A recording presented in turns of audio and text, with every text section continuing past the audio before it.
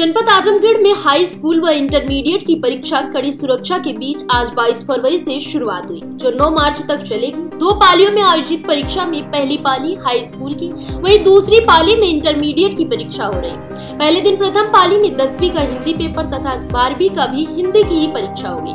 जिले के 276 केंद्रों पर परीक्षा निगरानी रखने के लिए सभी केंद्रों पर 276 स्टैटिक मजिस्ट्रेट की तैनाती रहेगी। इस परीक्षा को लेकर पूरे जनपद को 30 सेक्टर, 8 जोन और 4 सुपर जोन में बांटा गया है, जहां 30 सेक्टर मजिस्ट्रेट की ड्यूटी लगाई गई है। यूपी बोर्ड परीक्षा को लेकर अब की बार समय का परिवर्तन किया गया। वहीं हाई स्कूल की सुबह 10:30 से 11:45 तक परीक्षा हुई, वहीं इंटरमीडिएट की दोपहर 2 बजे से 5:15 तक परीक्षा होगी। आजमगढ़ जिले में यूपी बोर्ड की परीक्षा को संपन्न कराने के लिए कुल कक्ष निरीक्षण 7,530 की संख्या में लगाई गई है, जिसमें 27 तो माध्यमिक के जिन्हें अपने विद्यालय पर, वहीं 21 तो माध्यमिक के जिनको दूसरे विद्यालय पर लगाया गया है।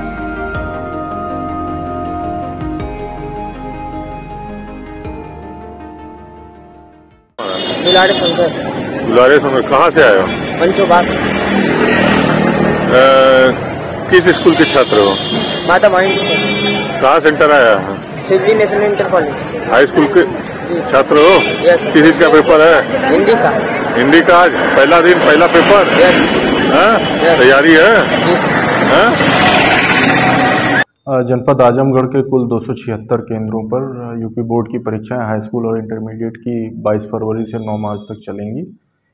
इन सभी 276 केंद्रों पर स्टैटिक मजिस्ट्रेट की तैनाती जिलाधिकारी महोदय के निर्देश पर की गई है। इसके अलावा पूरे जनपद को 30 सेक्टर, 8 जोन और 4 सुपर जोन में बांटा गया है। सुपर जोनल मजिस्ट्रेट के रूप में मुख्य विकास अधिकारी और 3 एडीएम साहबान को और जोनल मजिस्ट्रेट के रूप में एसडीएम साहबान को नियुक्त किया गया है। प्रशासन की पूरी तैयारी है नकल विहीन शुचितापूर्ण परीक्षा कराने के लिए।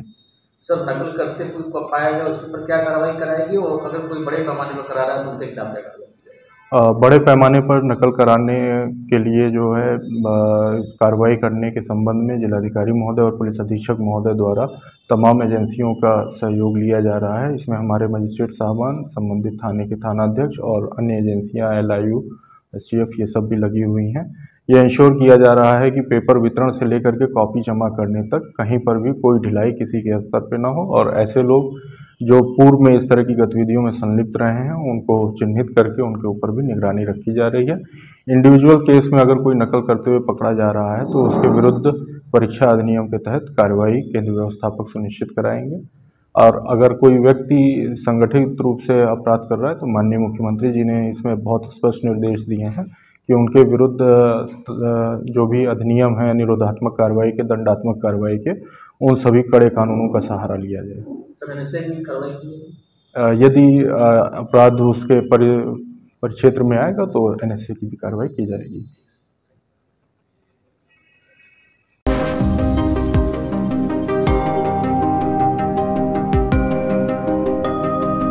फिलहाल इस खबर में बस इतना ही।